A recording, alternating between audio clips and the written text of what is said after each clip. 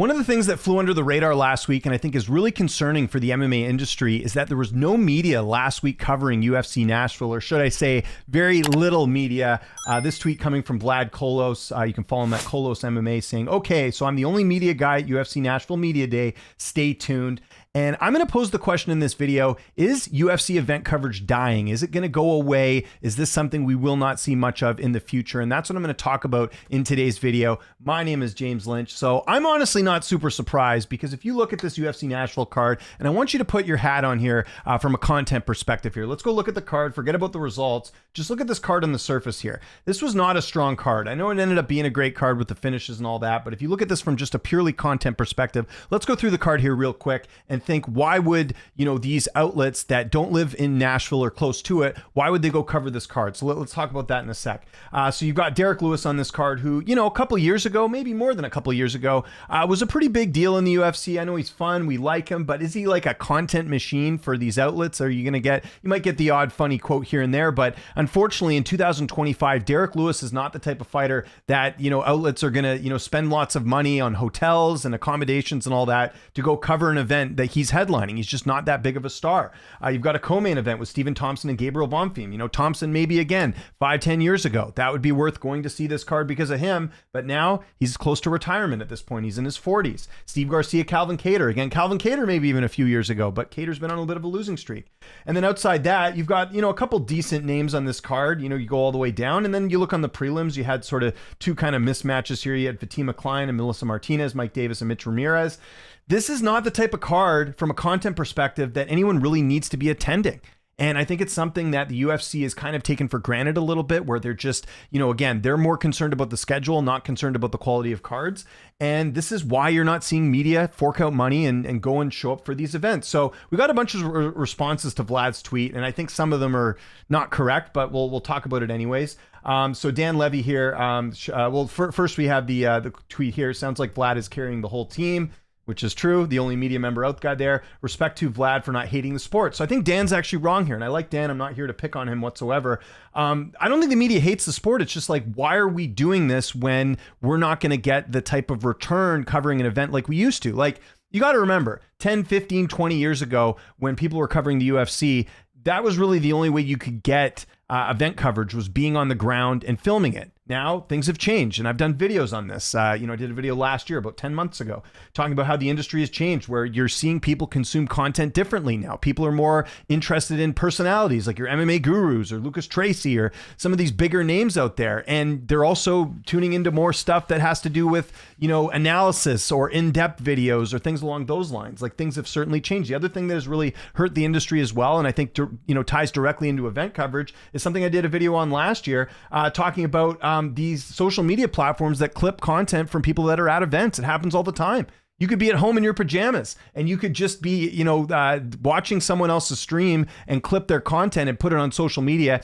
And the majority of views are going to go there. They're not going to go to the original source, because people aren't going to click the full link. They've already got sort of the meat of the interview or whatever. And this has been hurting a lot of outlets for the last couple of years now, where you're seeing, people essentially, and I've said it before, and it's still the truth, they're stealing content. They are. They're not.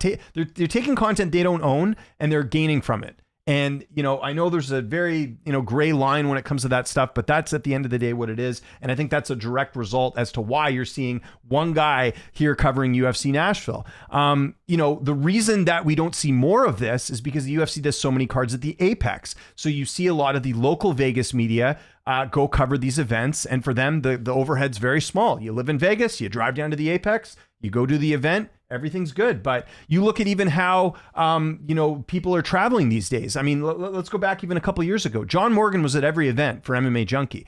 Since then, John is no longer at MMA Junkie. He's switched careers a bit. He's doing more stuff with, my understanding is, CFFC, and doing some interview content and just a variety of different things. But he's not like the main event guy. But MMA Junkie used to go to every single event. They didn't go to this one. And I'm assuming part of it is cost related, in the sense of, like, it's not worth it for us to pay money for a hotel for a week. Because you got to remember, this is what people don't understand when it comes to covering UFC events. You got to pay for, the whole week, basically, because media day is Wednesday. You're not going to fly in that day. Usually, in most cases, what if your flight gets delayed? You'll miss media day. You got to go the day before. When I travel for UFC media days, for UFC 317 as an example, and it's only a 2.5 hour flight from where I live here in Vancouver, I had to go the day before, because what happens if my flight's delayed? I'm going to miss media day. That's the whole point in going, right? So you got to go for media day on Wednesday. Thursday, there's a presser. Now with fight night cards, there's no presser. So there's really not a whole lot going on Thursday. And then you got to be there Friday for the weigh-ins. But again, there was this whole thing about how no one was filming the weigh-ins on Friday. You had to go to the UFC feed. So this is a result of what the UFC model is right now. I've said this before. I think the way they do media day now is really tough for a lot of people covering the sport at this point, because we're all uploading the exact same press conference drum. How they used to do media day back in the day, this was before COVID, was they would have fighters sit on chairs and you would line up and get one-on-ones. And that's better, because at least the content's unique. At least I can do an interview with a fighter that's going to look different than some other media member. But if we're all doing the same press conference stuff, yeah, I might ask a different question. I could ask a really good question at the press conference. MMA Fighting or MMA Junkie could take that clip, put it on their account. They get all the views. It doesn't matter. You know, I could come up with a good question and someone else is going to get credit for it. That's basically how it is now. We're all uploading the same content. Now, on the flip side, I could say absolutely nothing when a fighter's up at the podium, and they could have a good quote, and I could take that quote and use it for myself. It's just the way the media is set up now. So I think what people got to realize is that, it's certainly changing. So again, let's kind of, look back on this a little bit more. Like I mentioned on the on the top of this thing, this was not a strong card from a content perspective. If you had some bigger names on here, like if you look at for example, if you looked at the Abu Dhabi card that's coming up, if this was in Nashville, just as an example, right? We look at the upcoming Whitaker and DeRitter card. You got Robert Whitaker on here. You got Evoyev. Again, those Russian fighters, they do tend to, content-wise, do tend to view quite well. You got Aaron Pico making his debut. Piotr Jan, the former champion. Like this, Bryce Mitchell's on the card, whether you love him or hate him. People are still interested in Bryce. Like this would be more incentive. If this card was in Nashville, you would have saw a ton of media there. But you didn't have this card. This card's in the Middle East.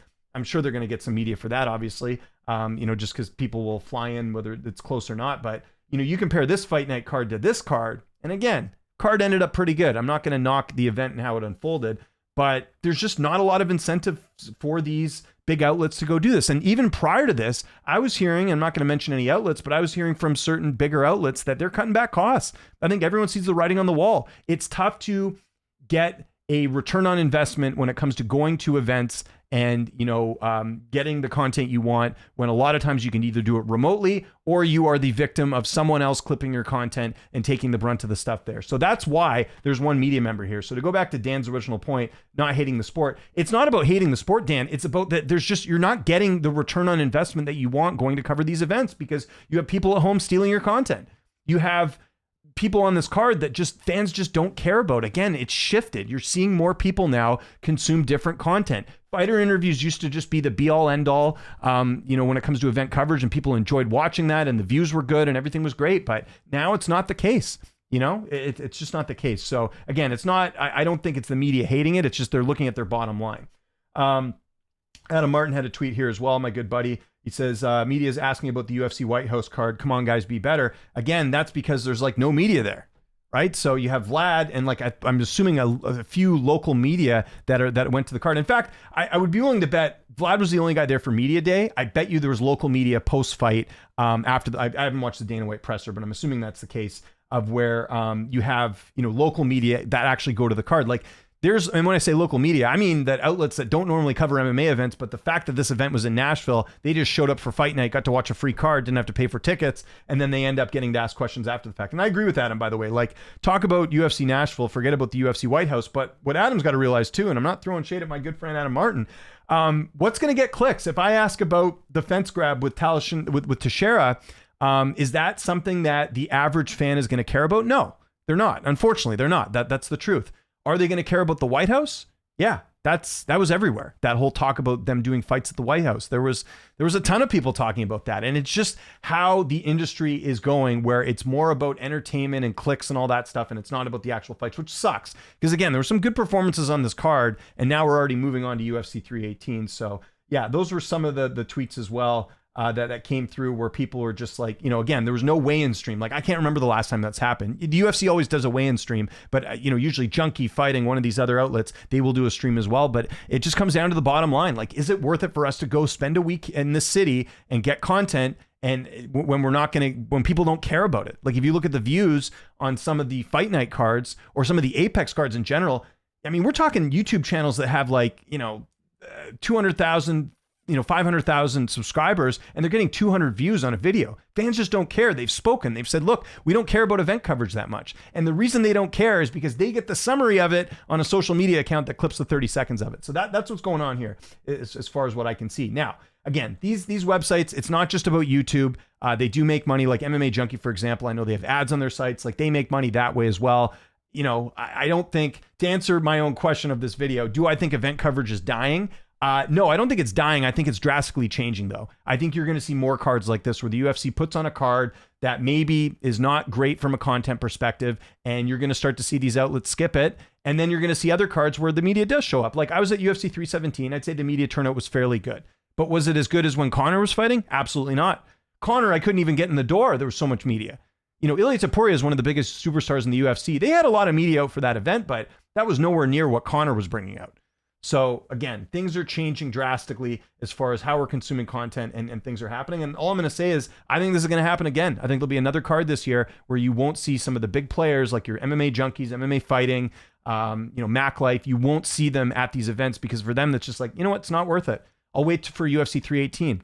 And even 318 at the time of recording this, just quickly as I'm wrapping things up, that's not a strong card either. From a content perspective, it's better, obviously. Poirier's retirement fight, you got Max Holloway, that's good. Paulo Costa, is he really like a name that people care about that much these days? Probably not. Kevin Holland, maybe you get a good quote from him, but same thing.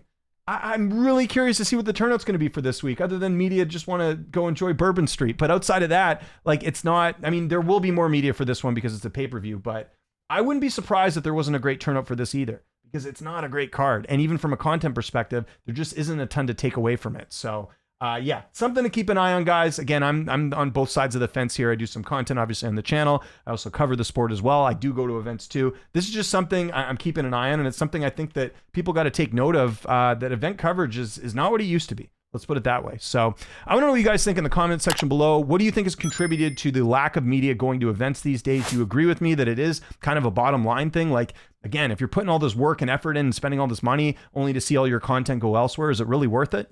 Again, I don't think it's dying. I think it's drastically changing. That's my take on it. Follow me on Twitter, TikTok, Instagram, @Lynch on Sports. My name is James Lynch. Thanks so much for watching, and I'll see you next time.